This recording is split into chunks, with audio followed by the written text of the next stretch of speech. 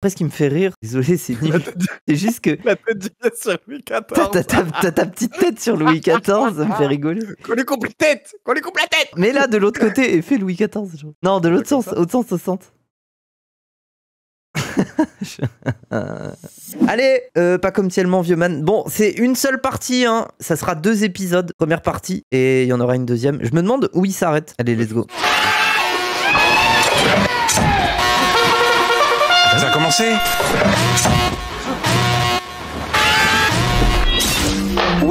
Le truc de la tête coupée, il est trop cool en vrai. La Révolution française, écrit Victor Hugo dans Les Misérables, est le plus puissant pas du genre humain depuis l'avènement du Christ. Incomplète, soit, mais sublime. Alors ça y est, on y est. Qu'est-ce qui s'est passé? Comment ça s'est passé? La Révolution française, un récit... Je suis trop heureuse de le voir. C'est une histoire que personne ne connaît bien, mais sur laquelle tout le monde a un avis. Résumé des épisodes précédents. Depuis des siècles, la France était divisée en 3 ordres.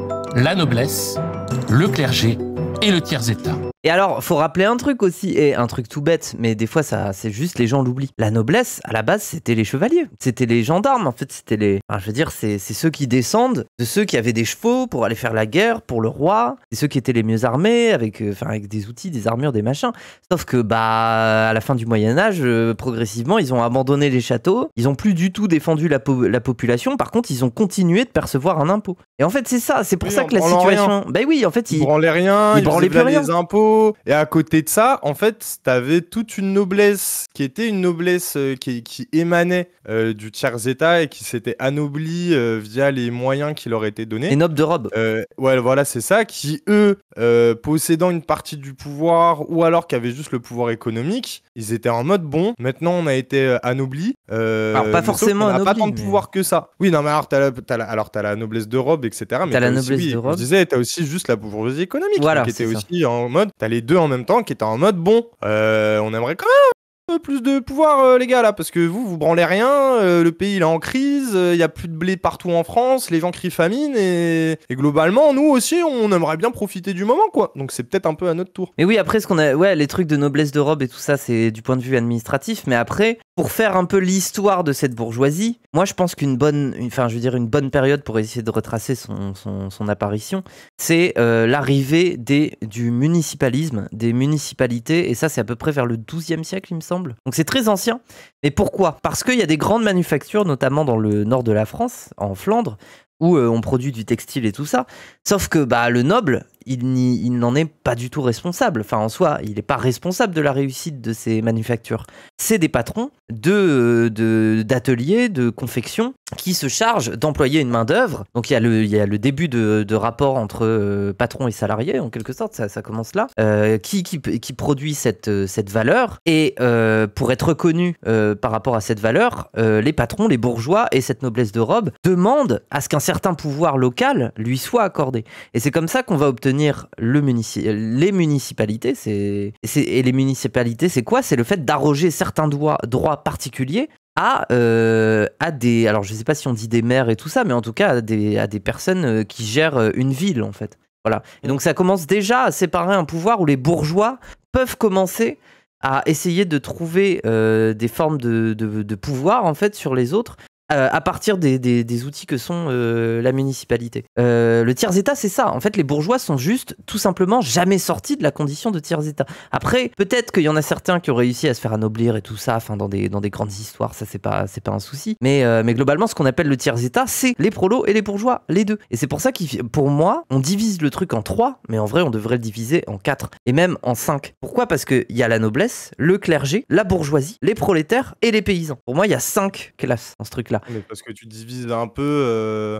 En fait, il y a un prolétariat qui est naissant, mais qui n'est pas celui qu'on va découvrir à la moitié du 19e via l'industrialisation. Et on parle d'un prolétariat qui a encore un rapport au savoir-faire, qui lui est propre, qui n'est pas ramené à des tâches parcellarisées, mais qui est clairement en dissension avec les intérêts de la paysannerie, qui pourrait corréler sa vision d'elle-même que la bourgeoisie a, parce que les paysans, eux, ils sont dans une logique de la terre et de la propriété. Et qu'en fait, leur source de richesse, c'est l'exploitation de la terre. terre. Oui. Là où en fait le travailleur des manufactures qui deviendra plus tard l'artisan qui deviendra le prolétaire, bah justement après la révolution bourgeoise Alors justement, va venir la révolution industrielle, bah lui tu vois il Mais il y a n'a que déjà. sa force de Il y a déjà. travail, tu vois. En fait, moi je pense mais- que le truc mais sur lequel tu on se vois- fait baiser sur la révolution, attends Elias, le truc sur lequel on se fait baiser, c'est qu'il y a déjà une révolution industrielle à l'époque. Oui, mais il est pas du même. Alors, en Angleterre, oui, peut-être, et même encore. Pour moi, en fait, les manufactures, c'est pas l'usine.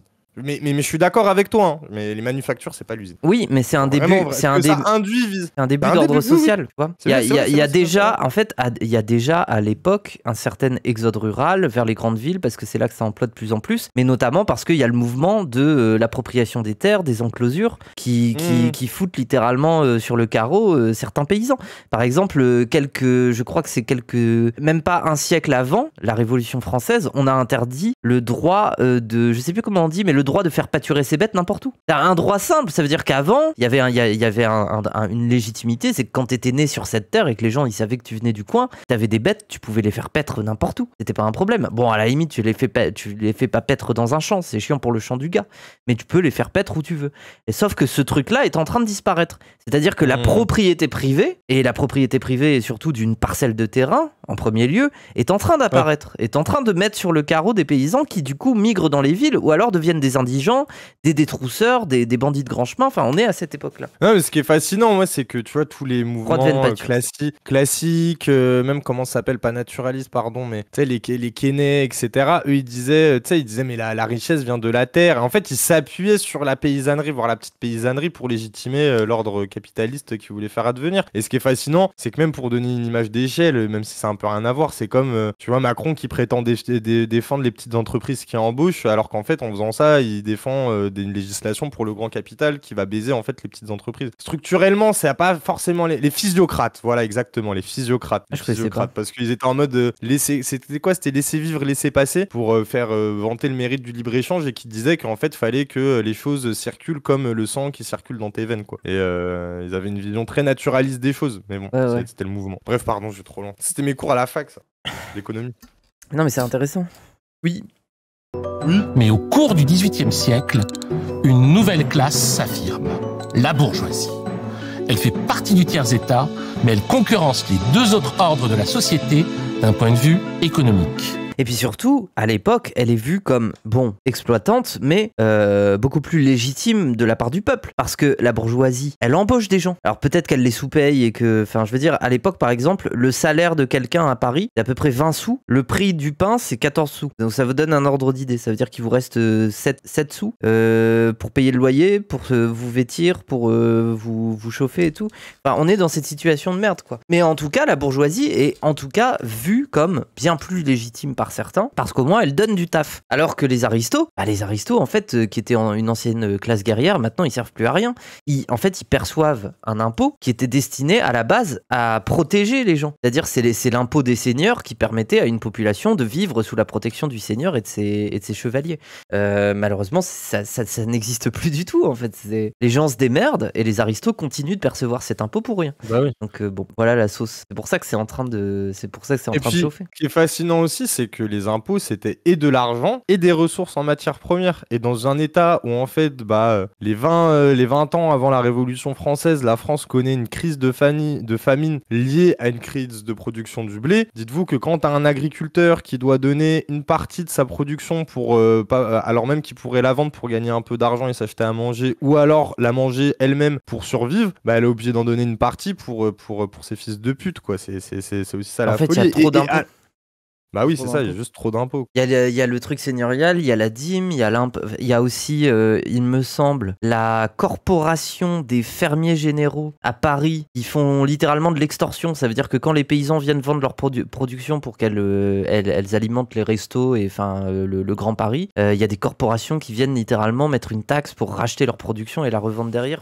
Bref, les gens se font littéralement dépouiller, quoi. La taxe sur les ponts, il y a un gros problème de ce point de vue-là. Et sauf que la situation de crise dans laquelle ils vont se retrouver, bon après je vais arrêter parce que sinon je vais te spoiler, mais c'est qu'il faut rembourser les dettes de la couronne royale et que on pense potentiellement faire peser ça sur le peuple, sauf que le peuple il est en mode non, faites payer les aristos, faites payer le clergé, quoi. C'est comme ça que ça va éclater, quoi. Bref. Et l'occasion pour les bourgeois de pouvoir se faire entendre va leur être fournie par la situation financière désastreuse de la France de Louis XVI. Ouais, en fait, c'est un troc. Ça veut dire qu'au début, il essaye de faire ok, bon, le peuple, j'ai une dette à rembourser, elle est énorme et vous allez devoir vous saigner. Par contre, ce que je veux bien faire derrière, c'est vous accorder plus de droits pour que vous puissiez prendre des décisions vous-même et tout ça. Et bien avant, c'est parce qu'il y avait aussi l'histoire des parlements qui ont été interdits, des parlements beaucoup plus locaux qui se sont arrogés des droits de trancher, de faire la loi et tout ça, et qui ont ensuite été réinterdits par la couronne. Et donc, c'est quand même une mémoire collective à un moment, les gens ont eu beaucoup plus de pouvoir au local et ce pouvoir-là a disparu. Donc en fait, c'est ce qu'ils réclament aussi avec les états généraux. C'est pour ça qu'il faut gagner les municipales en 2026 avec la France Insoumise. Oui. Pardon. Une implantation locale, c'est les mouvements gazeux, ça suit pas.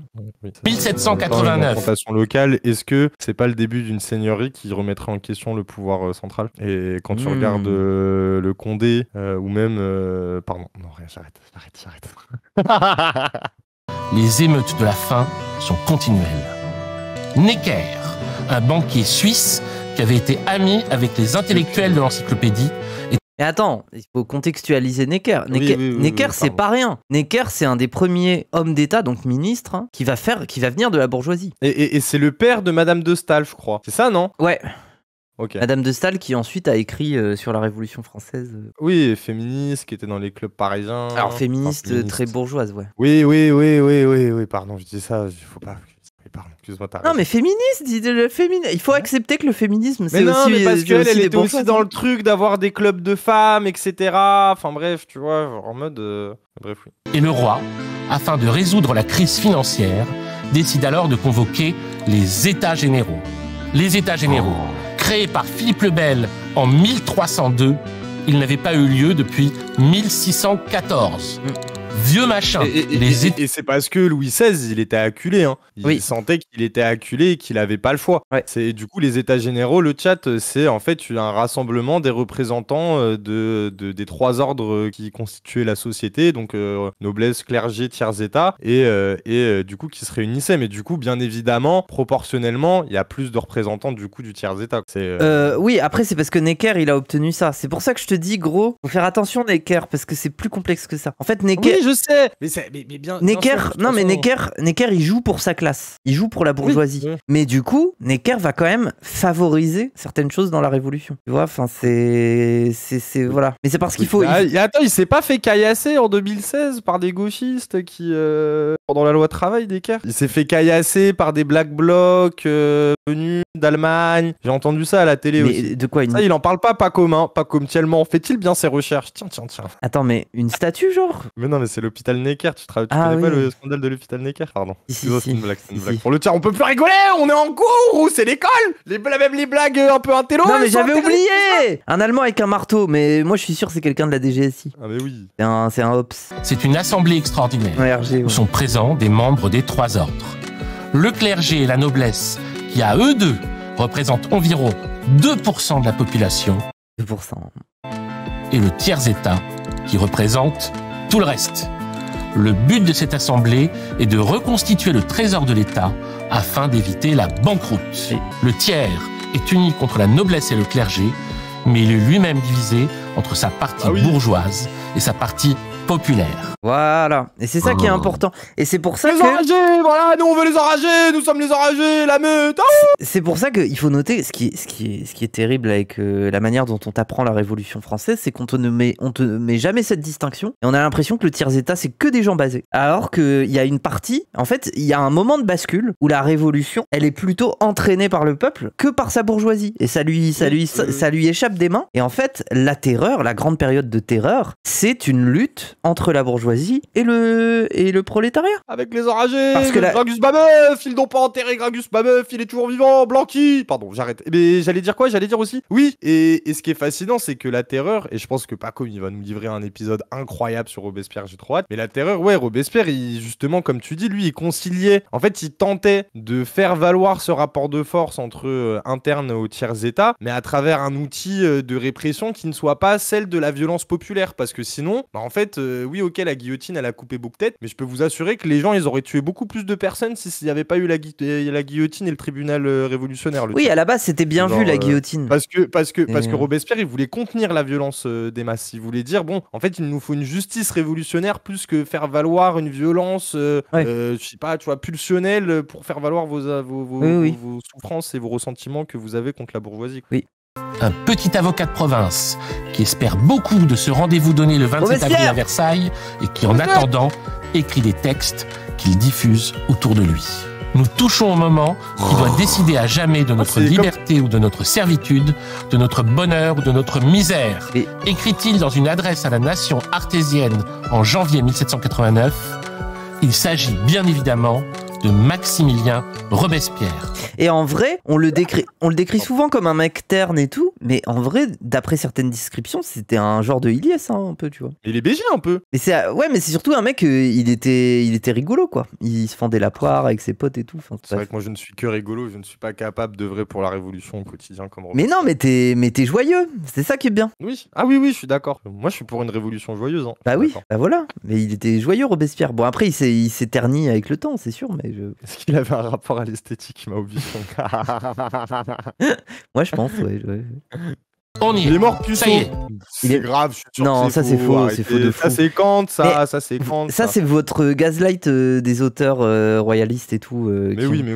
Non mais vraiment. C'était qu'un frustré et l'axe sexuel. En fait, il a. Oui, mais je vois totalement le délire psychanalytique des auteurs bourgeois qui essayent de réécrire. Ouais, mais en plus tu sais qu'ils historiquement ils se sont contredits. Ça veut dire qu'il y a eu une époque où on a dit que c'était un homme à femme, qui avait un harem et qui baisait tout le temps et que c'est pour ça qu'il voulait avoir le pouvoir, c'était pour avoir un harem, des trucs comme ça. Et il y en a d'autres qui ont dit bah non, il était pas du tout intéressé par les femmes, et ça c'est arrivé après, au point qu'il était carrément genre puceau et tout ça. Enfin, c'est tout s'est dit sur Robespierre, tout est au contraire, donc bon. La Révolution française. Qu'est-ce qui s'est passé? Comment ça s'est passé? Voilà ce dont nous allons essayer de parler dans 2 épisodes successifs de L'Empire n'a jamais pris fin. Bienvenue dans L'Empire n'a jamais pris fin, saison 2, épisode 6, Revolution number 1. Et oui. Maximilien Robespierre naît le 6 mai 1758 à Arras. Il meurt le 10 Thermidor an 2 à Paris. Ah, et non pas le 9 Thermidor. Leur mère meurt alors que Robespierre n'a que 6 ans. D'après les mémoires de sa sœur Charlotte, leur père abandonne le foyer peu de temps après. Donc c'est un peu la sauce quand même. Hein. Parti acheter des clubs, il est jamais revenu. Bravo papa. Il est parti acheter des clubs, il est jamais revenu. Bon. Après c'est peut-être cette figure paternelle qu'a vu Robespierre dans l'État, celle qu'il n'a pas eue pendant son enfance, et c'est celle qu'il a adoubée pour faire valoir l'acte révolutionnaire. Oui, sûrement. Je sais pas. En 1769, il obtient une bourse qui lui permet de continuer ses études au collège Louis-le-Grand à Paris. Il a pour condisciple ça se met bien, hein, ah ouais, c'est un bon truc, Louis-le-Grand.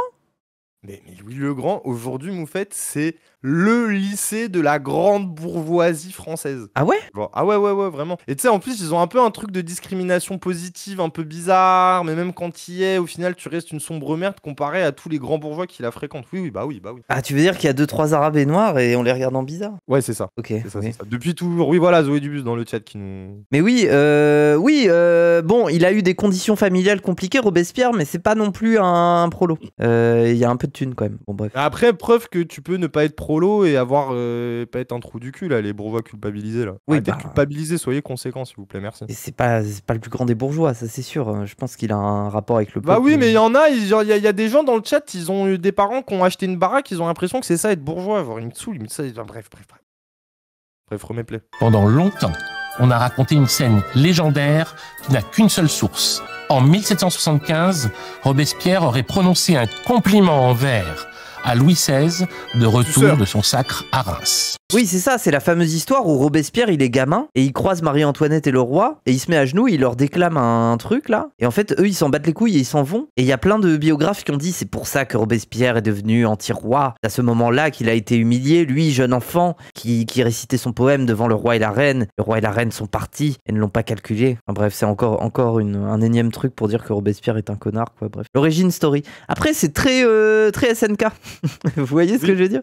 C'est très SNK, voilà. Je me souviens que le roi daigna abaisser un regard de bonté sur le jeune monstre qui, élevé dans sa maison, devait un jour lui porter le premier coup de poignard. Cette scénette, on la retrouve partout. On n'a pas pris le temps de la vérifier. On a cru le curé sur parole. Oui. Jusque dans le film de Robert Enrico, réalisé pour le bicentenaire de 1989. Et oui, et littéralement, cette scène d'intro, c'est un truc qui n'est pas vrai. Personne ne le vérifie. Tout le monde a fait en mode Robespierre Origin Story, c'est ce truc avec le poème, alors que personne ne sait si c'est vrai. Alors, c'est pour vous dire à quel point Robespierre, on sait pas qui c'est en fait. Genre, c'est... Pour l'abbé Proyard, ancien sous-principal à Louis le Grand, écrit le verse, le collégien était dur, solitaire, hypocrite, égoïste, sans moyens extraordinaires et né pour être un méchant obscur. Alors qu'il y a d'autres témoignages où c'est un bon gars. Enfin, c'est vraiment... Mais dans ses mémoires, Charlotte Robespierre présente son frère comme doux, sociable, juste et généreux. Qui croire? Moi, je préfère croire sa sœur. Désolé. Oui, qui croire? D'autant que ce sont les deux témoignages principaux à partir desquels vont se bâtir deux légendes concurrentes qui se sont imposées et qui s'opposent encore aujourd'hui. Le 31 juillet 1780, il obtient son diplôme de licence. Le 15 mai 1781, retourne à Arras et s'inscrit au conseil provincial d'Artois comme son père.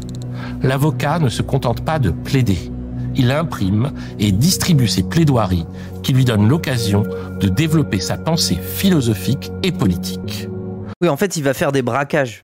Vraiment, il va faire des braquages. C'est-à-dire qu'il va défendre des gens, mais sa défense, il va la rendre publique en l'imprimant et il va en faire des grandes causes. Comme par exemple, il a défendu un type qui avait inventé un paratonnerre et qui l'avait mis au-dessus de sa maison. Et les autorités locales voulaient lui interdire de mettre son paratonnerre sur la maison, comme quoi ça allait tomber sur les voisins et tout. Et en fait, lui, il l'a défendu en disant vous êtes contre le progrès, la technologie, la science, et on va vous prouver que le paratonnerre est une invention incroyable. C'est vrai, maintenant on a des paratonnerres partout, mais à l'époque il a défendu ce truc du paratonnerre et ça a trop bien marché. En fait, les gens ils étaient trop chauds, ils étaient en mode waouh. En fait, les aristos ils comprennent pas que c'est une invention de fou. Robespierre il a trop raison. Enfin, oui. Il faisait ce genre de truc. C'est le chat qui dit Vergès ou Dupond-Moretti, mais du coup, est-ce que c'est pas à Robespierre qu'on doit inventer le concept de défense de rupture en créant le débat au sein de l'opinion publique pour qu'il y ait aussi une pression autour du jugement final, quoi. Fascinant, franchement, je savais pas du tout que il fait des défenses de rupture, comme Vergès. Et Vergès, son autre stratégie, c'était de rendre ça ultra médiatisé. Donc oui, on peut faire un parallèle. Hein. C'est quoi une défense de rupture? C'est quand tu considères que le tribunal est mal placé pour juger d'une affaire. C'est-à-dire, c'est quand tu t'attaques au tribunal dans sa légitimité de juger, et quand tu pars du principe qu'il a un conflit d'intérêts. Et Vergès, c'était la défense de... Tu vas me rafraîchir la mémoire, comment elle s'appelait Putain, j'allais dire Carl Smith. Ouais, non, c'est... Mais si, qui est devenue sa femme. C'est Barbie.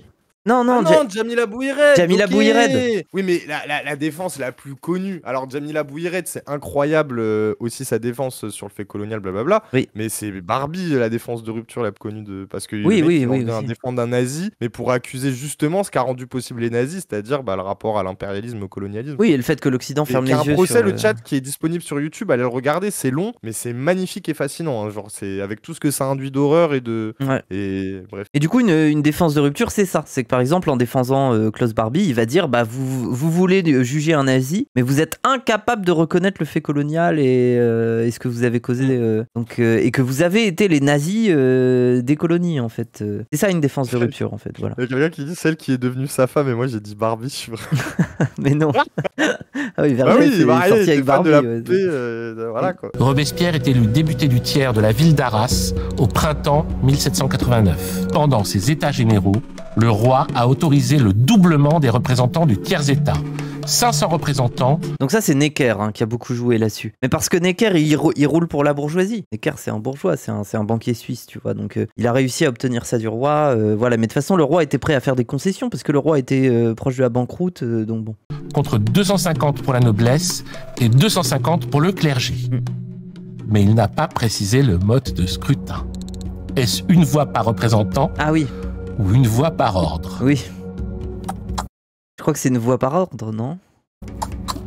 Ce sera une voix par ordre. Ouais. Donc le tiers a beau représenter 98% de la population, il est en minorité devant les décisions des 2% restants. Donc c'est absurde, ça veut dire que Necker arrive à obtenir le doublement de la chambre de l'Assemblée, enfin du tiers-État, et pourtant ils ont une voix par ordre. Donc déjà on sent qu'il y a une couille, ça veut dire qu'on donne des gages au tiers-État, mais en même temps on essaye à chaque fois de lui retirer de son importance. Enfin... Ça gueule dans tous les sens.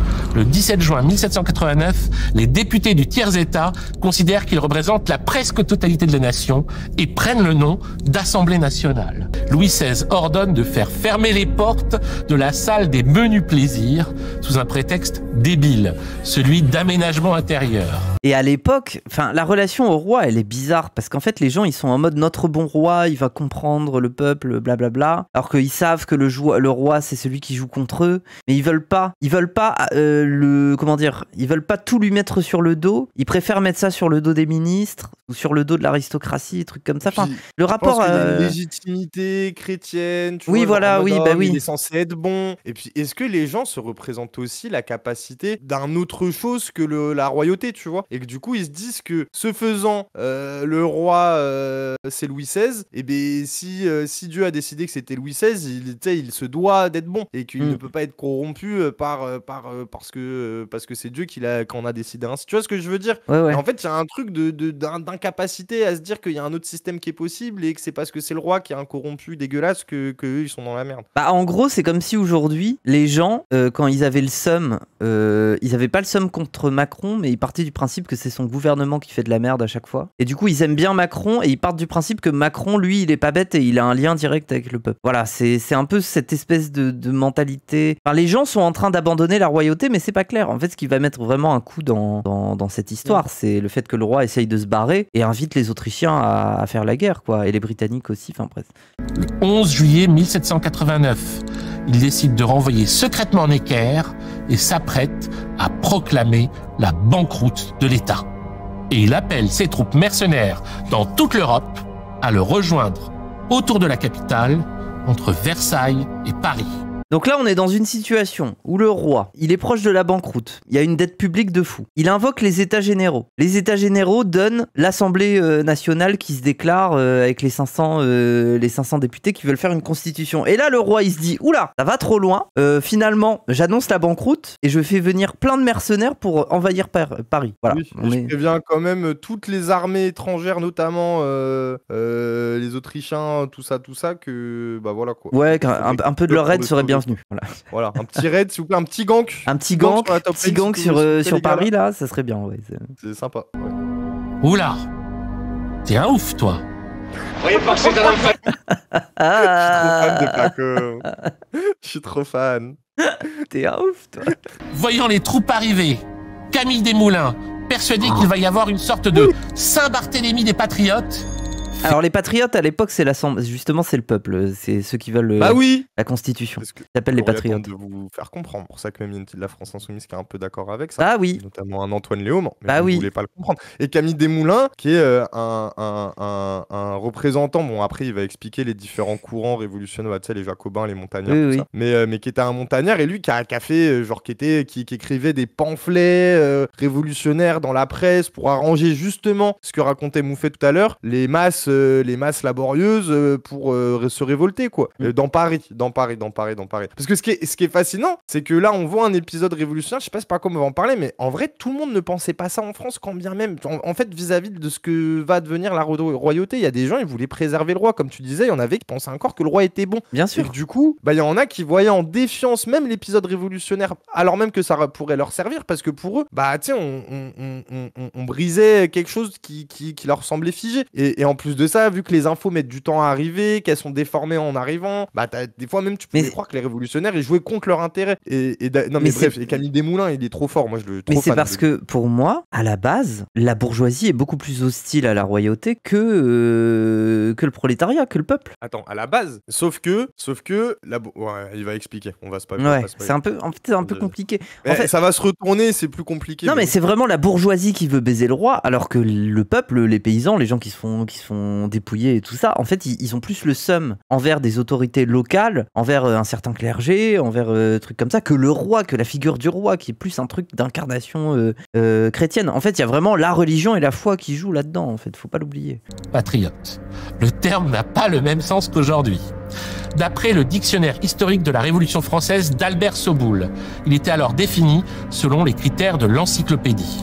Un patriote est un homme qui, dans un gouvernement libre et régi par des lois, chérit sa patrie au-dessus de tout et met son bonheur et sa gloire à la secourir avec zèle selon ses moyens et ses facultés. Et oui, à l'époque, le patriotisme, c'est plutôt un beau projet. C'est pour le peuple, tu vois. Enfin, bon. Mais oui, et surtout que ceux qui vont, tu sais, la constitution de 92 ou de 91, genre, croyez pas que, tu vois, dans le truc, genre les étrangers, ils étaient intégrés à partir du moment où ils avaient donné le pain à un de leurs aînés ou que juste ils étaient là depuis 6 mois. Hein. Alors pour dire clairement, le rapport patriotique à la nation, il était pas dans des logiques racistes.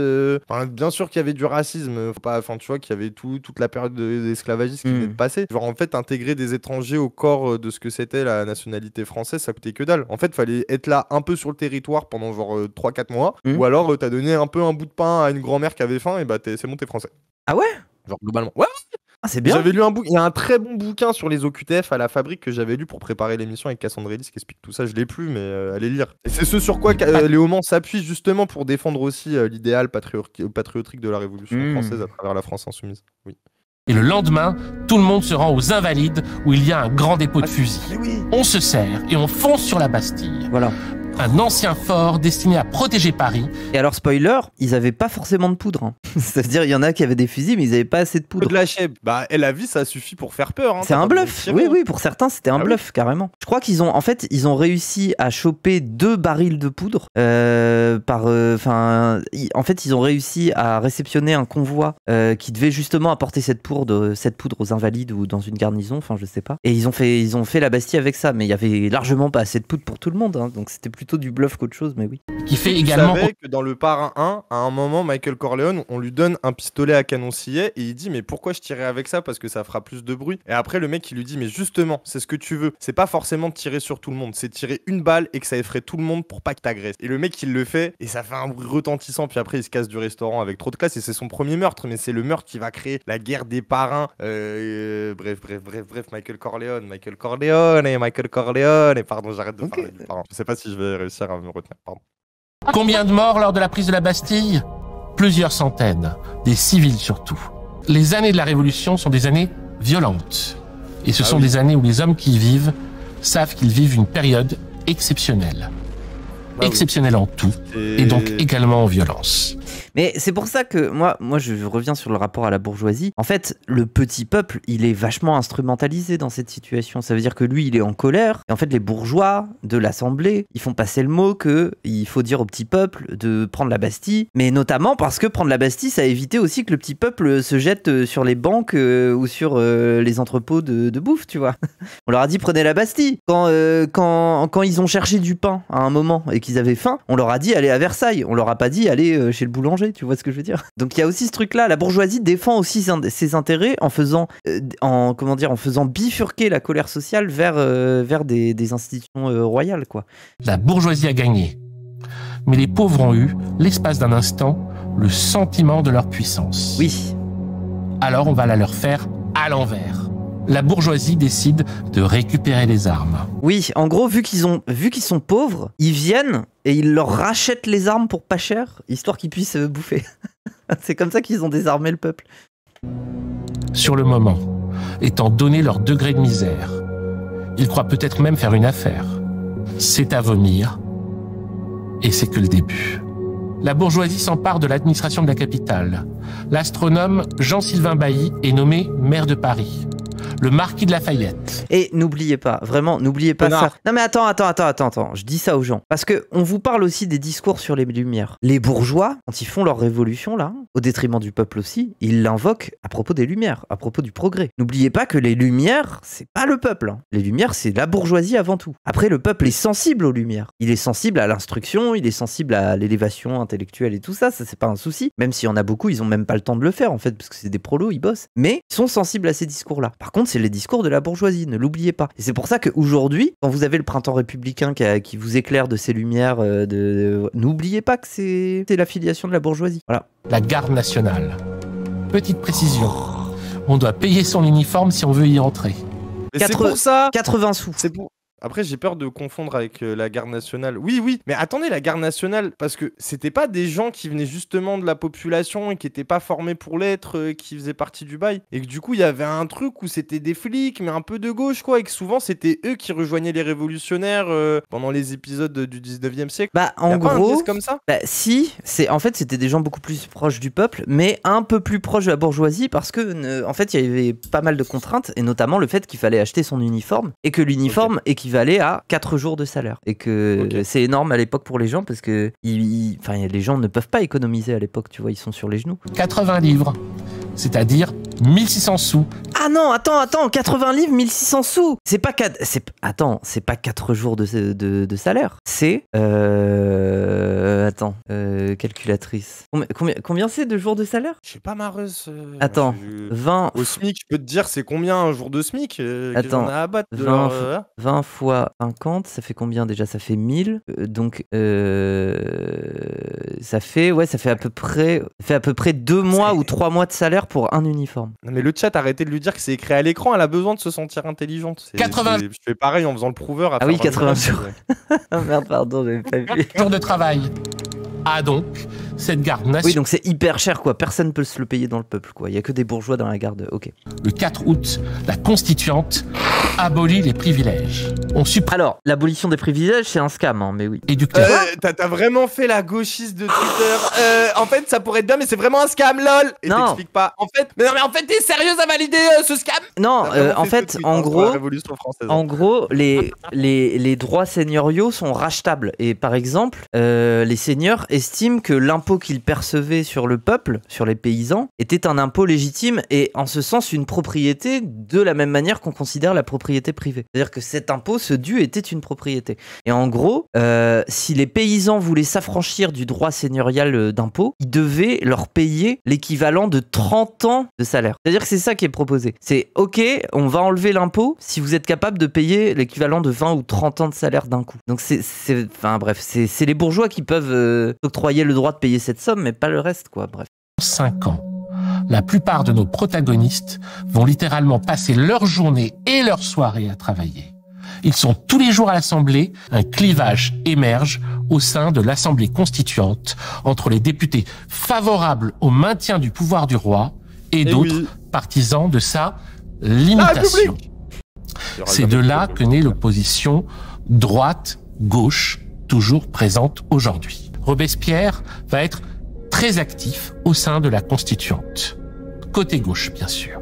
On prend très rarement en compte ses requêtes. Sa première intervention remarquée concerne le vote de la loi martiale à la fin du mois d'octobre 1789. La Constituante a voté la liberté illimitée du commerce des grains. Et oui, et c'est pour ça qu'il faut pas oublier que c'est une révolution de bourgeois à la base. Ça veut dire que là, ce qu'ils ont voté, c'est le droit de spéculer comme des porcs sur le grain. Et ce que je disais, c'est qu'à Paris, il y avait une corporation qui s'appelait les fermiers généraux. Et c'est les gens qui mettaient une taxe à toutes les importations qui se faisaient vers la ville de Paris. Ils rachetaient la production à bas coût pour pouvoir, eux, se faire une marge ensuite dessus. Enfin, à l'époque, il y a énormément de spéculateurs. Hein. C'est ce qui a baisé les aristocrates. C'est qu'en fait, les aristocrates n'ont pas été capables, notamment dans les projets coloniaux et tout ça, d'avoir des intermédiaires qui leur soient totalement fidèles, et ces intermédiaires ont spéculé sur leur gueule et sur leurs investissements, si bien que la bourgeoisie s'est complètement engraissée, et elle est déjà dans un mode spéculatif de la richesse. Or, les Français ont faim. Ils ont même très faim. Et le 21 octobre 1789, dans un contexte de pénurie alimentaire, des Parisiens pillent la boulangerie d'un certain François et finissent même par le pendre à une lanterne. Oh, miskin. Le jour même, en plus c'est pas sa faute à lui.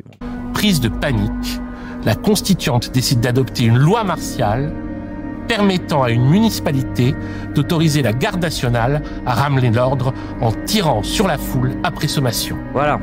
Pour Robespierre, Et là, ça va devenir le vrai moment de bascule, en vrai. Enfin, c'est un des grands moments de bascule. C'est que la garde va pas oser tirer, quoi. À partir de ce discours, Robespierre va devenir la cible privilégiée de la presse royaliste, qui lui reproche d'être le défenseur des brigands.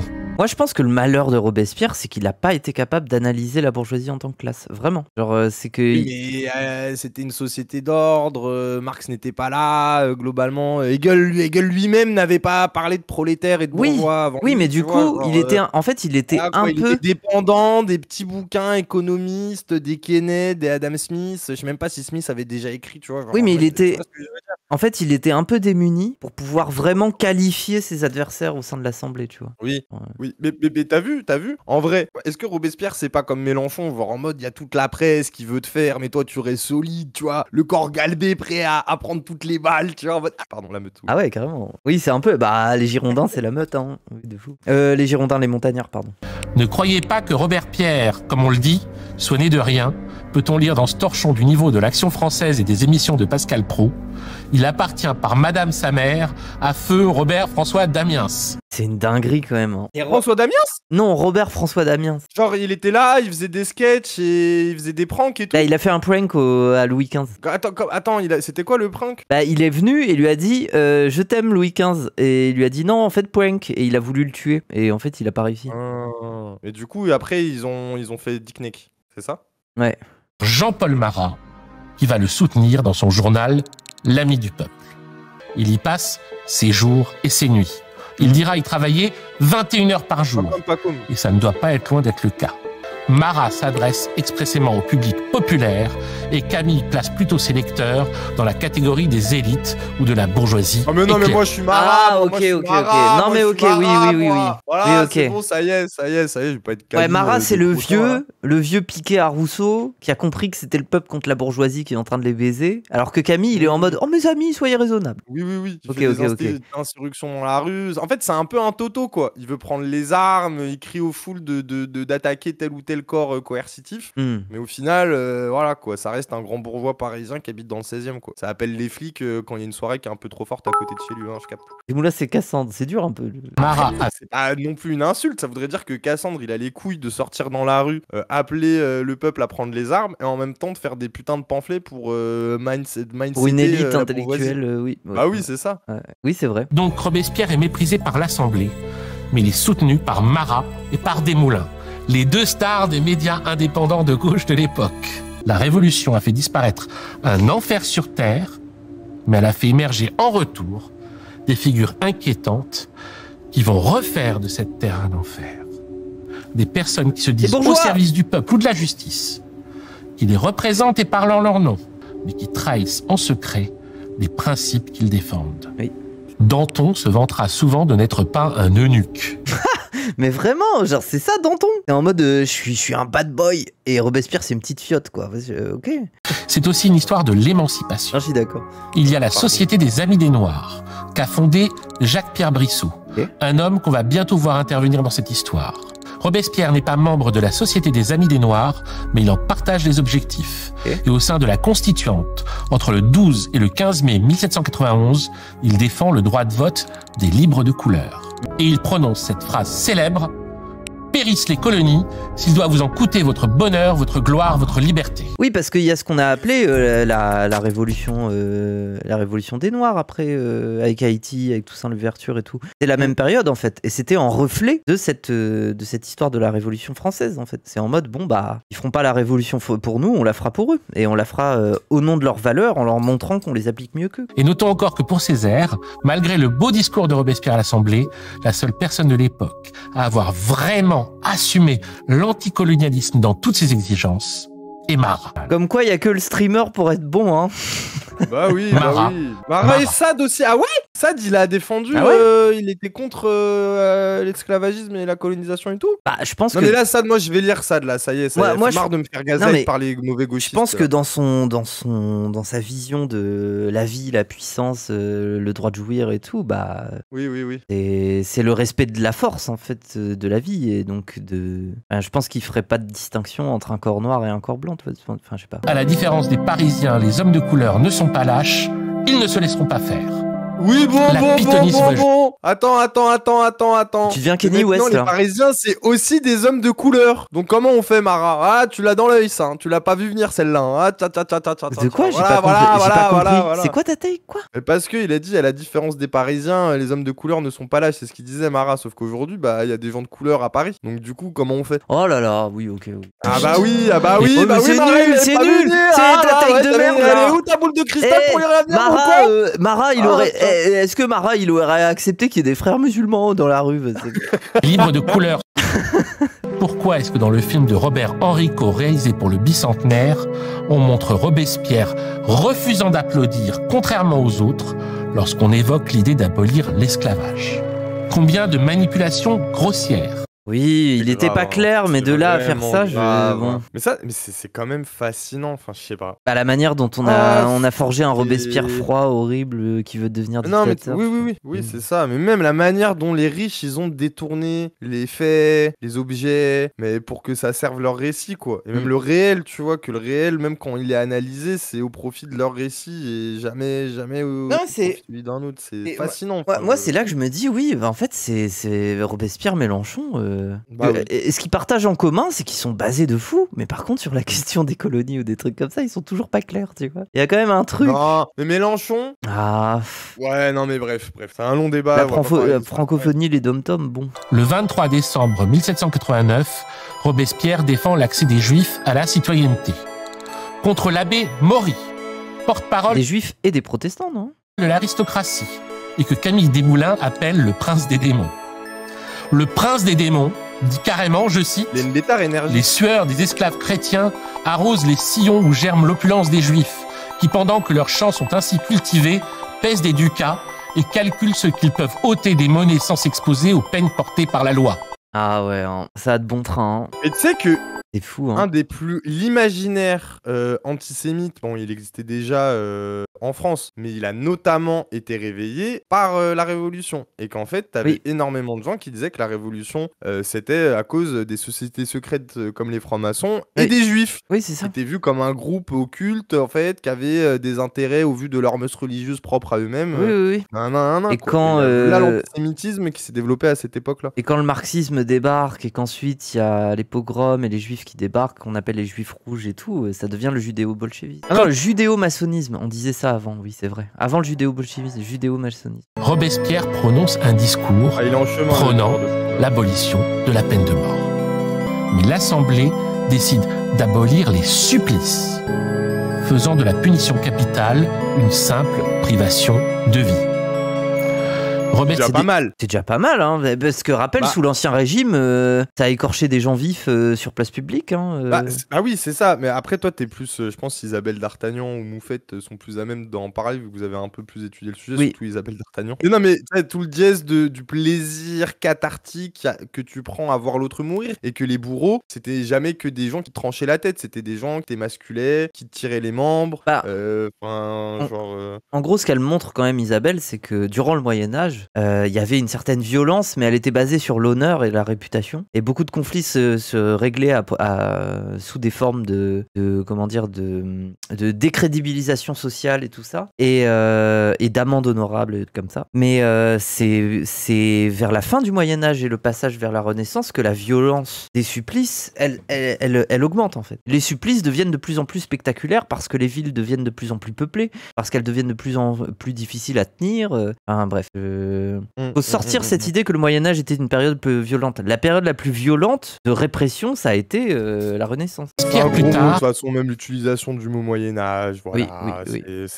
On tente de faire tomber cette période dans un flou obscur, alors même qu'en fait, elle est si riche de notre présent. Non, c'est pas ça la phrase. Bref, pardon, je fais de la merde, oui. Maintenant, c'est les réseaux sociaux. Non, mais après, il faut doser. Mais par contre, les réseaux sociaux peuvent être violents, mais ils le sont beaucoup moins que des exécutions publiques ou des supplices, oui. Après, je dis pas que c'est les réseaux sociaux, mais c'est pas Isabelle d'Artagnan elle-même, elle aime bien justement faire des parallèles entre justement les manières dont les gens avaient de faire justice et ce qui se passe aussi à travers les réseaux sociaux.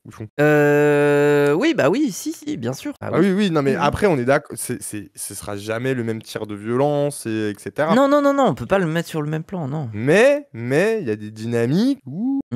Le 21 juin 1791, les Parisiens découvrent que les Tuileries sont vides. Ah, la fuite, on y est. Le lâche, salaud. C'est barré. Salaud. Avec une partie de la famille royale. C'était une fuite préparée de longue date. Manque de peau, Louis XVI est reconnu à Sainte-Ménéhould par le maître de poste Drouet. Il est arrêté à Varennes et on le ramène à Paris. Son plan était Oui, il va le dire. de former une armée appuyée par les puissances étrangères qui entrerait en France par le nord-est et rétablirait par la force son pouvoir initial. Le club des Cordeliers décide d'aller plus loin que Robespierre et lance l'idée d'une pétition pour une demande de déchéance du roi. Et le 17 juillet, une foule considérable de gens du peuple vient signer le registre au Champ de Mars. Là, d'un commun accord, Lafayette et Bailly font ouvrir le feu sans sommation Wesh. sur cette foule désarmée. Mais attends. Connard, va, Mais salaud. attends, ça veut dire que les gens, ils se sont réunis pour faire une espèce de référendum populaire pour savoir si le roi, ils veulent le destituer ou pas. Et Lafayette, il fait tirer dessus. Et c'est un connard. dinguerie. C'est un connard, ce C'est mec-là. une dinguerie. Un été sinistre commence. L'été 1791, pendant lequel une répression très forte a lieu. Et tout le monde se planque. Marat est en Angleterre. Danton traîne un peu à Arcis-sur-Aube dans une de ses Ah ouais, Marat, il a dû se barrer en Angleterre. 15 000 baraques. Manger de la putain de marmelade de merde, le pauvre, et de la gelée de. Ah fou. ouais, il pouvait même pas pas de bouffer bon de la repas. bonne bouffe française. Au là. moins, Danton, il a été dans le terroir français, manger de la rillette. Bah, ça quoi. se voit Tu vois, tu vois. ça se voit qu'il se régale lui. Ah, il a bien mangé, lui. Marat, ça se voit qu'il allait vous creuse pendant que Danton, hein, il s'est mis, hein, Ah le ouais. salaud. Attends, On mais prétend à l'ignorance. toi, demain, t'es vu comme ennemi de l'ordre. Tu suis où? Je sais pas. Arrête. Je sais pas, mais je me suis déjà posé la question. Ah, en vrai, dans le Vercors. Mais pourquoi dans le Vercors? Oh, c'est chiant de venir me chercher. Les mecs, ils ont le temps de mourir d'ennui avant de te trouver. C'est chiant, quoi. Ils c'est mal arrivent dé- dans la région, oh, l'ennui. Et là, ils commencent à se. Non, pas l'ennui, c'est Ouais, magnifique, il y a plein de trucs à faire, mais c'est hyper mal desservi. Genre, il y a certains coins. Ah, Ouais, non, ok. oui. Ouais, je connais des gens dans le Vercors, je pourrais me barrer là-bas, oui. ok. Initiative de la Le fait que pétition. tu me retournes pas la question. Oui, pardon, montre à quel point je viens d'y notre penser, relation j'ai refait amicale ne va pause. que dans un Et toi, sens. tiré où? Et tiré où, mon ami Ilias, si t'étais déclaré Bah oui, ennemi mais de bon, l'État? bah moi j'irai en Algérie, quoi. En Algérie, dans ma terre natale, comme Michael Corleone, quand il doit se cacher après avoir déclaré la guerre aux autres mafias en tuant un des enfants d'un des plus grands parrains de New York, quoi. Et j'irai me cacher, voilà, dans mon petit village à côté de Tlemcen, trouver ma Apollonia, quoi. Genre, Ah ouais. voilà. Et tu rachèterais une maison de ferme? Non, je serais gardé par mes planterais pères tes- qui ont de l'estime pour ce que je suis devenu en France et qui me garderont avec des fusils de chasse dans le dos, en me disant attention à ceci, attention à Mais tu cela. veux une vie de prince, toi, en fait. Même Robespierre, il était juste avec son yinche. Comment tu crois, il y a une milice armée qui va te protéger? Écoute, je t'ai dit, moi, je veux être Michael Corleone, je veux Oui, pas. voilà, je veux pas voilà, être voilà, Robespierre. voilà. Le couple royal s'impatiente et quémande cette intervention. Tout est assez Wow. tranquille pour le moment en apparence, écrit Marie-Antoinette à son ami Fersen, mais cette tranquillité ne tient qu'à un fil et le peuple est toujours comme il était, prêt à faire des horreurs. On nous dit qu'il est pour nous, Wow. je n'en crois rien. Quelqu'un, Les pardon. Français sont atroces de tous les côtés, mais. Après, c'est une Autrichienne, du coup, elle est dans sa Mais perspective. oui, mais justement, Elle comprend pas mais ce qu'elle vas-y, fout là, casse-toi, quoi. dans ta culture germano-paganiste, là, nous fait pas chier, là, retourne dans ta forêt noire, nous pas. C'est qui elle? Ah, je préfère la Marie-Antoinette de Ah. Sofia Coppola, au moins elle porte des Converse, quoi. Mais dire que- la Sofia Coppola de la Marie-Antoinette de la réalité, regarde ce qu'elle dit. Dire que les ricains sucent Marie-Antoinette Mais comme oui, ça. mais oui. Mais après, c'est parce qu'ils ont de l'empathie en mode cette meuf, elle s'est mariée au roi, elle savait pas trop ce qu'elle faisait là. Oui, Elle mais était, ça, elle ça, était infidèle. Elle Oui, vivait mais ça, sa c'est petite le vie. fait aussi de vouloir victimiser aussi une meuf en ayant l'impression que dans un rapport en mode homme-femme quand ils sont rois, elle ne peut être que victime et pas aussi être une connasse qui fait valoir de la domination quoi sur les autres. Enfin, je suis désolé, ça reste une meuf qui a réussi, qui a légitimé le fait d'appeler toutes les armées étrangères pour défendre la royauté en France quoi. Mais C'est bon, ça y est, quoi. Ilias, même dans des postes de direction, les femmes peuvent être oppressées. En fait. Oui. Même les femmes Queen milliardaires en sont fait, oppressées. Queen en en fait, Marie-Antoinette Et Queen. était-il donc nécessaire, comme va le faire Brissot, de déclarer la guerre à la Prusse et au Saint-Empire? Alors il faut les écouter dans leur délire belliciste. Un riche manufacturier de Grasse complètement halluciné. le français est devenu le peuple le plus marquant de l'univers. Non mais ça va les chevilles? Il faut que sa conduite réponde à sa nouvelle destinée. Américain mental sort de ce corps. Sous Louis XIV, le plus fier des despotes, il lutte avec avantage. Eh, Pacôme, refais plus d'incrustations comme ça, elles sont très très drôles en vrai. Oui, de fou Ça malade. rend le texte plus Ah, vivant. Moi, j'ai un Pacôme mental dans ma tête comme ça au quotidien. Il fait pareil. Oui. Mais quelle sottise! Oui, voilà, c'est Oui. ça. Pourquoi s'opposer à la guerre? Tout d'abord pour des raisons stratégiques. La guerre crée une unité artificielle du pays. Elle soude le peuple derrière son chef, quand bien même... Bah oui, et puis, enfin, désolé, je le coupe, mais c'est juste, la guerre, l'objectif de la bourgeoisie, c'est que le peuple soit encore plus sur les genoux et se réfugie dans les bras Bah oui. du premier venu. Enfin, c'est tout. Bah et, oui. et recherche un ordre à nouveau, quoi. Enfin, c'est une Et manière puis de... bon, comme il disait, comment le mec dont on parlait l'autre fois à la soirée, là, ah, dont on est fan tous les deux, que j'avais lu quand j'avais 13 ans, ah, mangez-le si vous le voulez, là. Ah oui, oui, Jean Telet. Jean Telet, voilà. Rien ne vaut une bonne vieille guerre extérieure quand il y a la guerre intérieure dans ton pays, quoi. Globalement, Ouais. voilà. Et écrit non, à mais son parce que frère...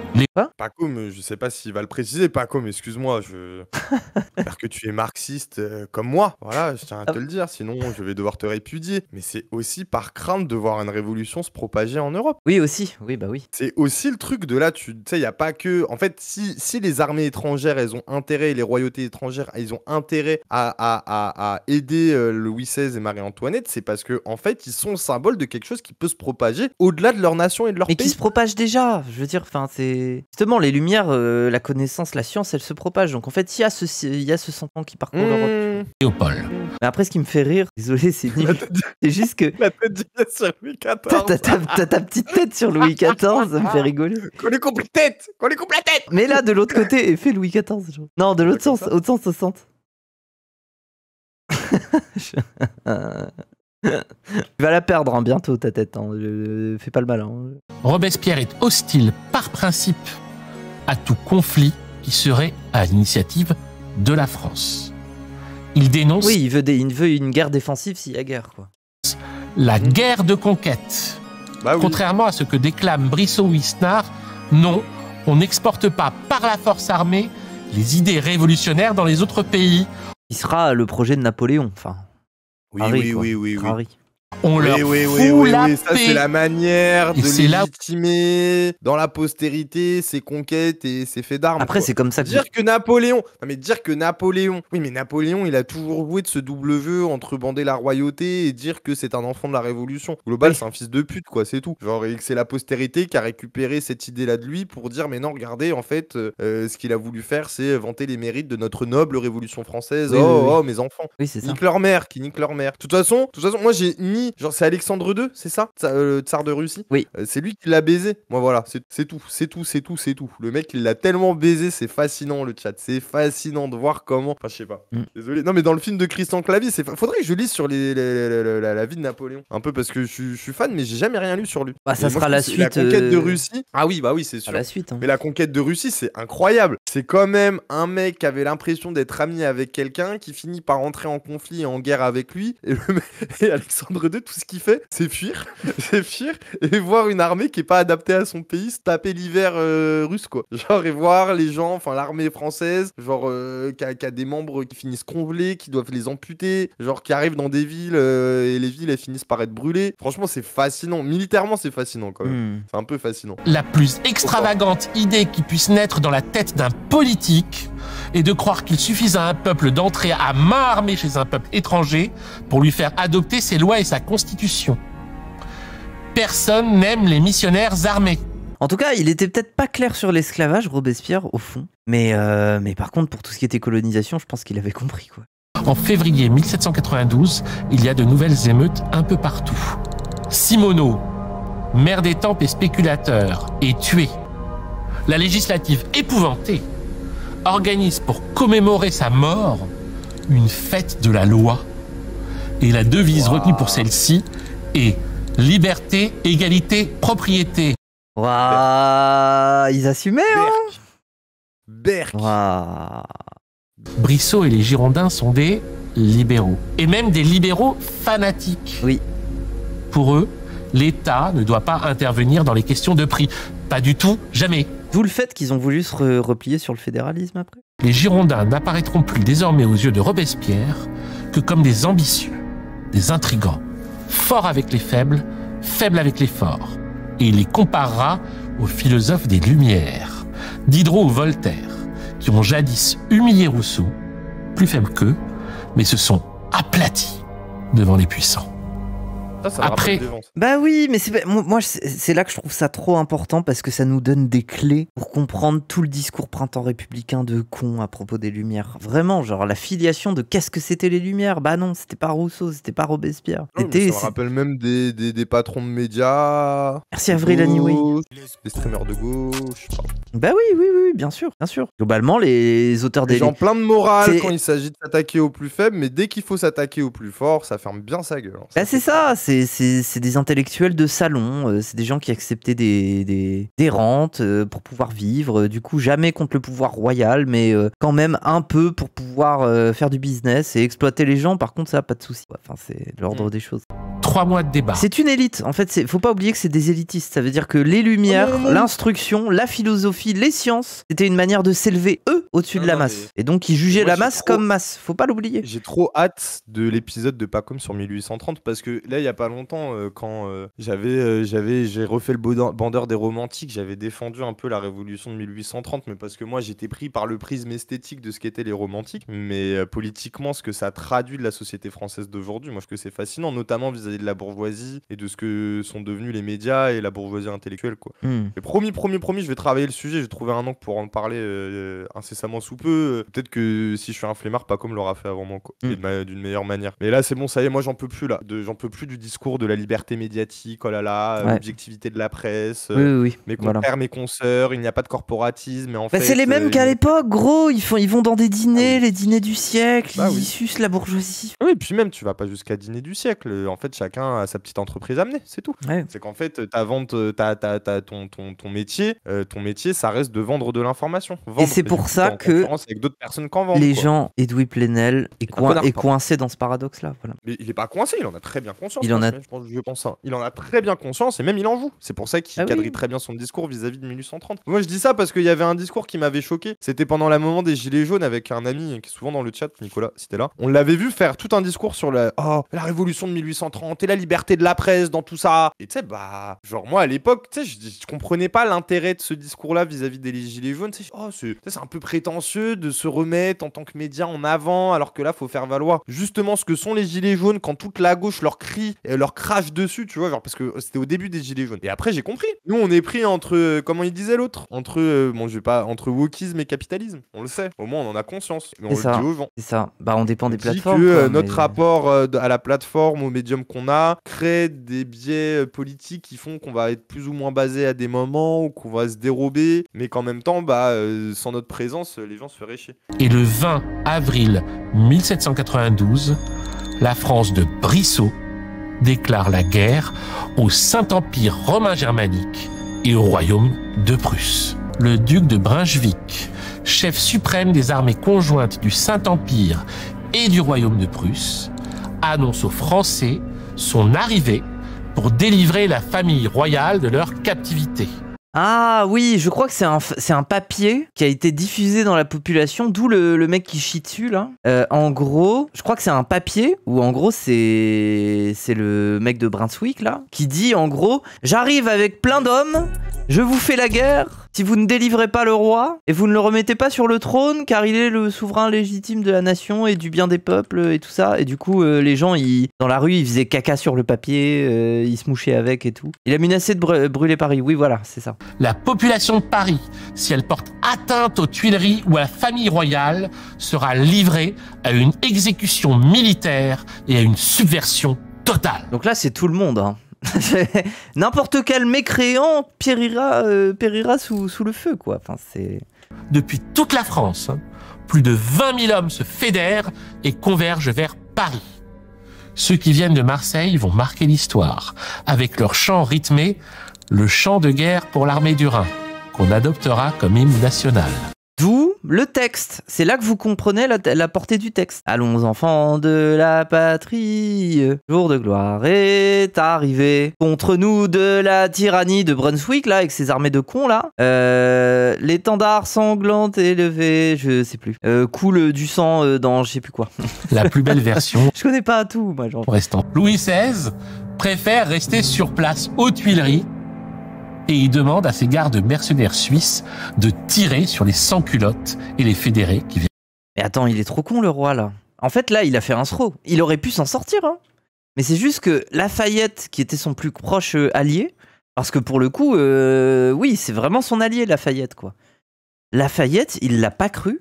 Du coup, il est resté aux Tuileries et il a fait massacrer la foule. Bah ouais, tu m'étonnes que t'es mort.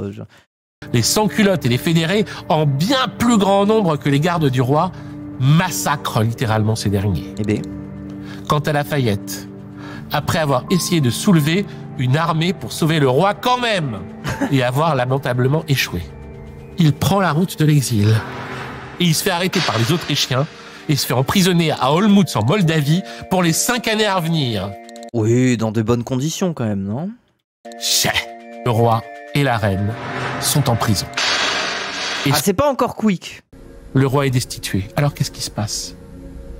Il se passe que le pouvoir exécutif est alors remis temporairement entre les mains de 6 ministres choisis en dehors de l'Assemblée. 5 copains de Brissot et un seul pas girondin ou affilié aux Girondins, Danton. Alors qu'est-ce qu'on va faire du roi? Un procès. Mais comment instruire un procès pareil? Pas simple. 6 mois plus tard, on sera encore en train de s'engueuler. En attendant, les massacres du 10 août ont été sanglants. Et le peuple attend que soient jugés ceux qu'ils estiment responsables, c'est-à-dire non seulement la famille royale, mais aussi les officiers des gardes suisses. Mais c'est intéressant, ça veut dire qu'une fois que le roi est en prison, d'un coup, ça y est, il y a le vrai clivage qui va s'opérer entre la bourgeoisie, donc les libéraux radicaux qui se retranchent sur le camp des Girondins, Danton, qui est un personnage un peu bizarre, un peu pas clair, et qui est vu comme une minorité au sein de ce truc-là, une minorité de gauche, alors que lui-même est un arnaqueur fou, quoi. Et ensuite, il y a le peuple, qui lui se sent plus incarné comme des figures comme Robespierre, le peuple, qui lui réclame vengeance sur des trucs et tout. Ok, donc là, il y a une nouvelle définition politique qui s'installe immédiatement, quoi. Le 2 septembre 1792, donc ça, c'est les Autrichiens qui attaquent. On apprend que les armées de Brunswick ont pris Longwy d'abord, Verdun ensuite. Ouais. Et les troupes sont à 3 jours de la capitale. Alors c'est la panique. Ah oui, c'est pas drôle. Danton ordonne une levée de 60 000 hommes. C'est alors qu'il prononce son fameux discours patriotique. Pour les vaincre, il nous faut de l'audace, encore de l'audace, toujours de l'audace. En fait, ce qui m'énerve, c'est quitte à faire la guerre, arrêtez avec les euphémismes, en fait. Dites les choses aux gens, en fait. Ils sont capables de les entendre. Qu'est-ce que c'est que ça, l'audace, là? L'audace, hein? L'audace, c'est quoi? L'audace, c'est d'aller choper des gamins à peine adultes chez des paysans, quoi. À partir du 2 septembre et pendant 3 jours, des hommes qui s'autoproclament juges vont parcourir les prisons parisiennes et exécuter les détenus. Plus de 1200 prisonniers politiques ou de droit commun vont perdre la vie dans des circonstances qui restent aujourd'hui encore très obscures, très incertaines.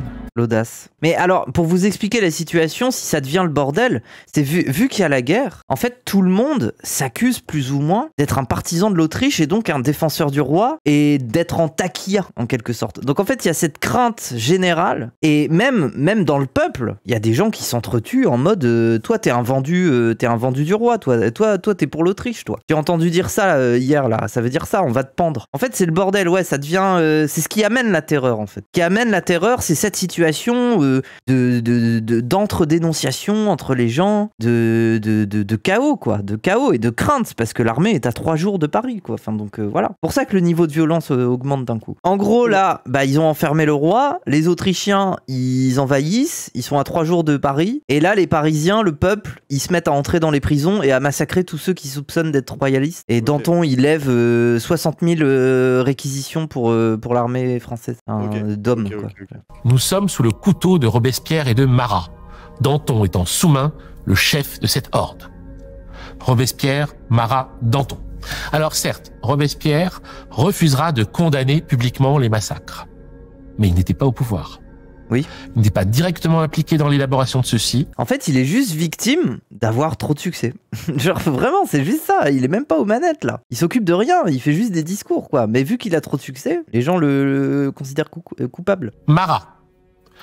Alors oui, Marat a un peu poussé à de telles extrémités. Oui, Marat, c'est plus compliqué. Ben, Marat, c'est le mec vénère, quoi. Il est en mode hit the rich, quoi. Il en parlera comme d'un événement désastreux. Putain, mais c'est vraiment un tweetos, ça me fume. Ça veut dire qu'il fait des grands tweets hyper vénères, et après derrière, quand il se passe vraiment un truc, il est en mode « Ouah les gars, quand même ». Et c'est un peu chaud, là. Marat le radicool. Non, mais après, les gens, c'était hyper violent. En fait, il n'y a pas de justification. Quand ils sont entrés dans les prisons pour massacrer des gens, des fois, c'était arbitrairement. Ça veut dire qu'il y a des gens complètement innocents qui ont été pendus, brûlés, assassinés. Enfin, voilà, tu peux pas non plus aller dans ce sens-là, tu vois. Tu peux pas aller dans le sens du chaos et de la vendetta complète, quoi. Enfin... Danton était au pouvoir. Il était ministre. Et c'est Danton qui a plutôt encouragé ça en plus. Bah oui, c'est lui qui a fait le move. La vérité, les gens, on a créé une histoire pour dire que Robespierre c'est le fils de pute qui a fait la terreur. La vérité, c'est que Danton qui a mis les feux aux poudres. Hein. On est servi. Hein. Dès le 29 juillet, Robespierre avait formulé le programme de ce qui devait suivre l'insurrection du 10 août. Déchéance du roi, instauration du suffrage universel, élection au suffrage universel d'une convention nationale. Il faudra attendre le 21 avril 1944 pour que les femmes obtiennent le droit de voter. Oui. Le 21 septembre 1792, on fait donc des élections générales au suffrage universel masculin. Et l'abstention est énorme. Il y a entre 30 et 40% de votants. Ah ouais, à peine. Oh, ok, pour le premier suffrage. Wow, ceux qui vont être majoritaires dans la Convention seront soit des Girondins, des amis de Brissot, soit des gens qu'on dira de la Plaine ou du Marais. C'est-à-dire des députés indépendants, mais favorables aux revendications des bourgeois libéraux et qui serviront de force d'appoint aux Girondins. Ah, ça c'est le centre. Ok, donc les Girondins, c'est 160 députés, 200 pour les Montagnards et le centre mou, là. Donc Danton et Robespierre et Brissot pour les Girondins, ok. Ouais, Danton, c'est vraiment le PS. Hein. Robespierre est élu, il va être député. Mais non, mais t'inquiète, mais là, on est en gros convention de 92. Oui, non, mais je vois. La terreur autour de lui. Oui. La montagne est dans une opposition presque systématique à la Gironde. Robespierre intervient le 30 novembre, puis le 3 décembre. Ce qu'il dit est alors surprenant. Il estime qu'il n'y a pas de procès à faire. Louis XVI doit être déclaré traître à la nation française et exécuté en tant que tel. Robespierre a-t-il changé? Oui et non. Ah, en même temps, c'est le roi, c'est pas pareil. Robespierre est toujours fermement opposé à la peine capitale contre les crimes de droit commun. Il semble malgré tout l'accepter pour surmonter un danger menaçant l'existence même de la société. Un jour, on s'étonnera qu'au XVIIIe siècle, on ait été moins avancé que du temps de César. Le tyran fut immolé en plein Sénat, sans autre formalité que 22 coups de poignard, sans autre loi que la liberté de Rome. Ah ouais. Et je rigole pas. Aujourd'hui, on fait avec respect le procès d'un homme assassin d'un peuple, pris en flagrant délit, la main dans le sang, la main dans le crime. Juger un roi comme citoyen, ce mot étonnera la postérité froide. On ne peut point régner innocemment. La folie en est trop évidente. Après, toi, t'en penses quoi? Tu penses qu'il aurait fallu lui faire un procès ou pas? Bah oui. Moi, je suis d'accord un peu. En fait, c'est justement pour appuyer la justice républicaine et le passage à un autre ordre, il faut le traiter comme un citoyen, comme tous les autres. Tu vois que ça sert aussi de narratif pour délégitimer ce qu'a été Robespierre par la suite aussi, tu vois, genre d'acte. Enfin, je sais pas. Bien sûr que oui. Léo Mans aurait pas voté à la mort du roi. Non, je suis pas d'accord. Il l'aurait voté. Par contre, il aurait voulu un procès. Il vote la mort de Macron aujourd'hui, Léo Mans. Ouais, c'est vrai, je sais pas. Il s'agit bien évidemment de Saint-Just. La Convention il l'a dit en live. Quoi? Il l'a dit en live. Il n'aurait pas voté la mort du roi. Et il a dit non. Ah ouais, il n'aurait pas voté la mort du roi. Ok. Je le connais, je te dis. Et qu'est-ce qu'il voulait qu'est-ce qu'il voulait? Genre, il voulait neutraliser le roi. Et comment tu neutralises les royalistes, quoi? Tu le mets en prison. Ouais. Tu l'exiles au pire. Oui. Et Louis XVI aurait peut-être pu s'en sortir si le 30 novembre, on n'avait pas trouvé son armoire de fer. Ah. L'armoire de fer. La petite perquise. Bah, c'est tous les documents secrets de ses correspondances avec les autres. Oh, il y avait la bombe nucléaire dedans? Ouais. Est-ce qu'il y a les codes de la valise nucléaire? Ah, je savais. Il y a tout. Dans cette armoire, il avait planqué toute sa correspondance secrète qui précédait sa fuite. Waouh. Et qui va alors rétrospectivement informer les Français des démarches que le couple royal avait faites auprès des autres royaumes d'Europe en vue de regagner leur pouvoir initial. Pourquoi tu gardes ça? Et d'autant plus, pourquoi surtout tu derrière une armoire dans un lieu de pouvoir? Oui, il est trop con. Être pris par des révolutionnaires. Moi, je suis désolé, mais au bout d'un moment, apprenez à être vicieux, quoi. Je sais pas, brûler les choses, mettez-les dans des trucs. Mais c'est pour ça que, pour moi, sa fuite des Tuileries, c'est un fiasco. C'est un aveu. Mais non, c'est un fiasco. Ça veut dire que le mec se bat, il brûle même pas ses documents compromettants, il se barre dans une calèche accompagné de gardes. Le truc est pas secrète du tout. Et il traverse la France, enfin bref. Moi j'ai vu ça dans Le Parrain, Michael Corleone en poursuite et en cavale, il y a des preuves derrière lui, qu'est-ce qu'il fait? Il brûle les preuves, il met les faux passeports dans les chiottes, etc. quoi. Je veux dire, relire Michael Corleone, hein. C'est simple les gars. Trop sûr de lui, ouais, je sais pas. Oui, ça prouve, il comprend pas que c'était un basculement de modèle différent, ouais, je suis d'accord. Quand il est interrogé, c'est pathétique. Il ne reconnaît pas les documents de l'armoire de fer, il affirme même ignorer son existence. Il est foutu. C'est François Bayrou, là. Défense ça. Il lui montre un enfant victime de viol par un horrible prêtre et il fait quoi? J'ai jamais entendu parler de ça. Vous êtes sûr qu'il existe, ce gamin? Non, mais c'est une IA, c'est la 3D. Oui, c'est fascinant, la technologie. Dans le procès de Louis XVI, les mensonges, la mollesse, le déni. La royauté française s'achève comme elle a commencé, dans la médiocrité. La culpabilité du roi est reconnue à 691 voix contre 0 et 27 abstentions. C'est comme ça qu'on devrait traiter Bayrou. Hein. Sur les 721 votants, 361 se prononcent pour la mort immédiate, 26 pour une exécution différée, 44 pour une mort sous condition, enfin 280 en faveur de la détention. Le 21 janvier 1793, Louis XVI est confié aux sans-culottes et exécuté par eux sur l'actuelle place de la Concorde, anciennement place Louis XV. Après, voilà.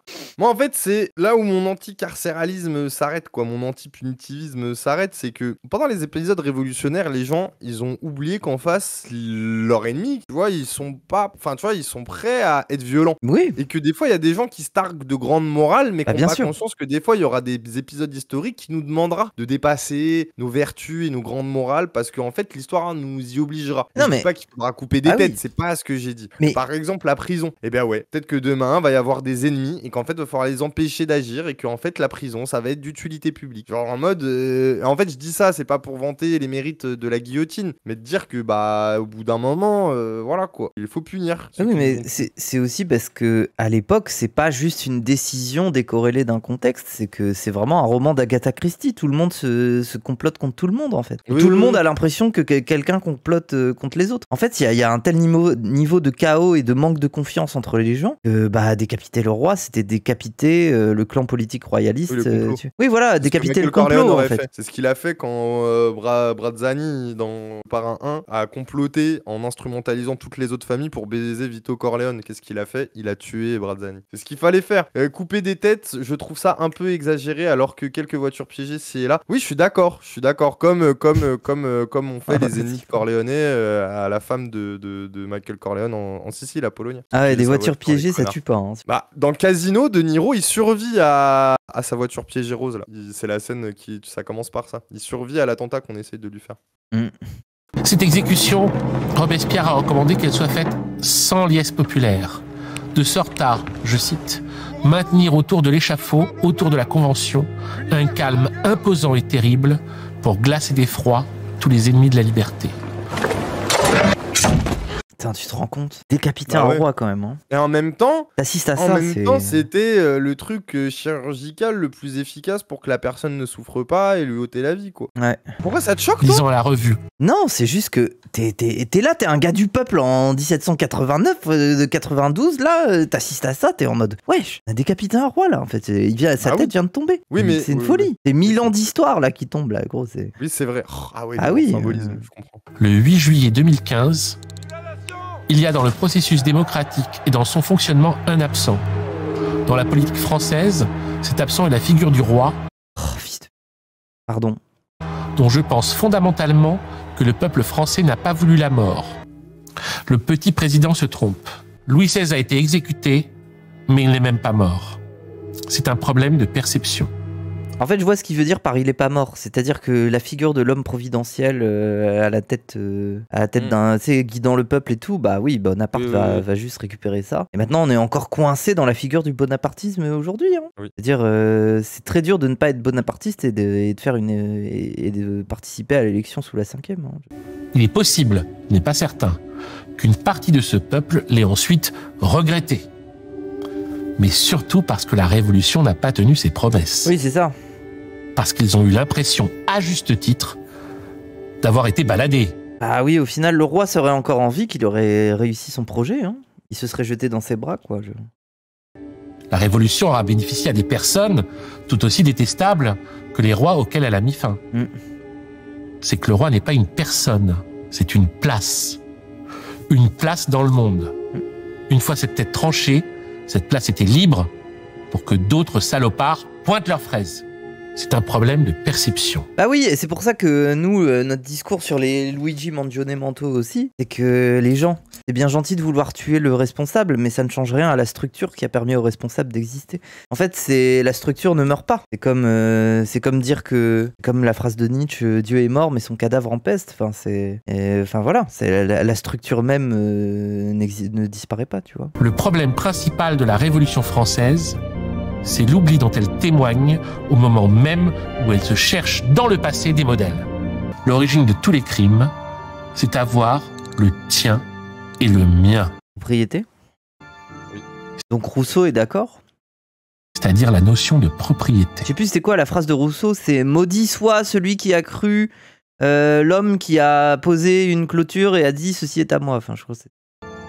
Et par déduction, c'est l'existence de la richesse et de la pauvreté, facteur de tous les maux. Mais en vrai, l'histoire qu'essaye de faire un peu pas comme Thielman, là où il essaye de mettre le doigt sur un truc, c'est de dire il y a une filiation dans les sociétés humaines, dénuées d'État, dénuées de chefs, alors bon, en tout cas de chefs comme une figure du roi et tout. Il y a une filiation dans leur respect du bien commun recherché, en fait, du bien commun, du bien, voilà. Et le mal vient de l'Empire, en fait. Le mal vient de la structuration romaine, des relations de pouvoir, de la domination, de la bureaucratie, de l'administration, et que tous les pouvoirs se font héritiers de cette administration romaine. Et oui, on avait compris, merci la prof d'espagnol. Mais ferme ta gueule, il y a des gens ils comprennent pas. Il y a des gens ils ouvrent les yeux, ils sont en mode waouh. Quoi? Mais la prof d'espagnol. Mais arrête, je suis pas une prof d'espagnol. Mais si, t'as une frange, t'aimes bien t'habiller chez des iguales. Mais je m'habille pas chez des iguales, j'ai rien de des iguales. Arrête, t'aimes bien. Arrête, vous me réparez. Après, j'ai trouvé une très belle robe à fleurs récemment. Après, moi j'aime beaucoup les profs d'espagnol, c'est pour ça qu'on aime. Pas une prof d'espagnol, elle va vous faire foutre. Mais c'est une prof d'espagnol. Mais je t'emmerde, pas une prof. J'aime pas ça, moi. Je suis pas une prof. Mais les gens, en fait, moi ça me fait mal au cœur. J'étais la personne la plus collée et avec le plus de mots dans son carnet de tout le collège. J'étais le pire cancre quand j'étais gosse. Sanchez. Non mais c'est bon, vas-y, c'est bon. Pardon, Paco. Moi j'écoute la vidéo là. C'est bon, je lis plus le chat jusqu'à la fin, c'est bon. Le plaisir obtenu par le pouvoir sur autrui. La volonté d'y obtenir quelque chose que les autres n'ont pas. Le goût pervers de la distinction et de l'humiliation. La Révolution devrait nous apprendre à ne plus y être attachés, parce que ces attachements nous empêchent de voir le paradis que nous ne cessons de transformer en enfer. Non seulement ces attachements rendent les autres malheureux, mais c'est vrai, oui, bien sûr, oui. Mais ne nous rendent même pas heureux quand nous en profitons.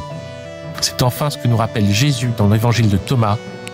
Le royaume est répandu sur toute la terre et les hommes ne le voient pas.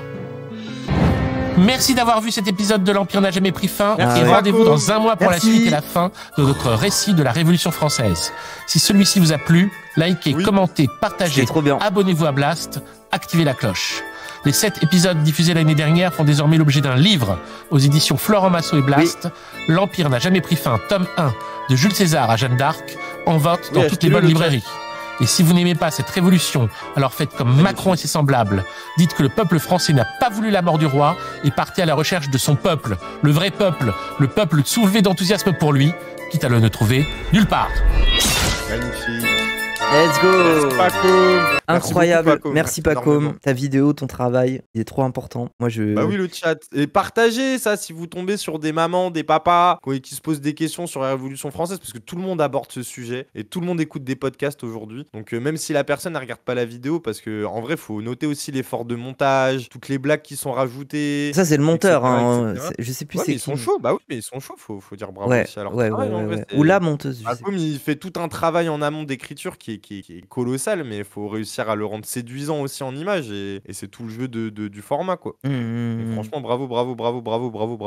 Ouais, non, c'est trop bien. Mais c'est surtout, en fait, là où je trouve ça redoutable, c'est que ça permet d'avoir une vision sur l'histoire de France et de pas se laisser gaslight Bah oui. par justement. C'est pour ça aussi que Pourquoi j'insistais sur le printemps républicain? Parce que ce genre de vidéo vous permet d'avoir Ah des oui. clés pour comprendre la filiation du printemps républicain avec son idée et sa manière de faire sa démonstration des Lumières, blablabla. Alors que précisément, c'est une filiation avec un ordre bourgeois. Et il faut savoir l'analyser, ça. Parce que sinon, bah, on se dit quoi? On se dit, ah, bah, les Lumières, c'est bien. Ils ont raison. Les Lumières, c'est quand même, c'est la science et tout. Non, il y a un contexte, en fait. Merci Pacom pour le réenchantement et les datas. Merci vous deux aussi. Ça me casse les couilles la fin de mois, mais je régale dès que je peux. Bah, écoutez, n'hésitez pas, les gens qui ont encore des fonds de poche, à balancer des dons, des bits, à offrir des subs. À bientôt. Merci d'avoir été là. C'est cool. Et je remets ça parce que c'est le thème, quoi. Allez, ciao les gens. À bientôt. Merci beaucoup. Oui, des bisous. Et c'était Moufette, compagnie d'Ilias. Bientôt. Ah, ça ira. Les aristocrates à la lanterne.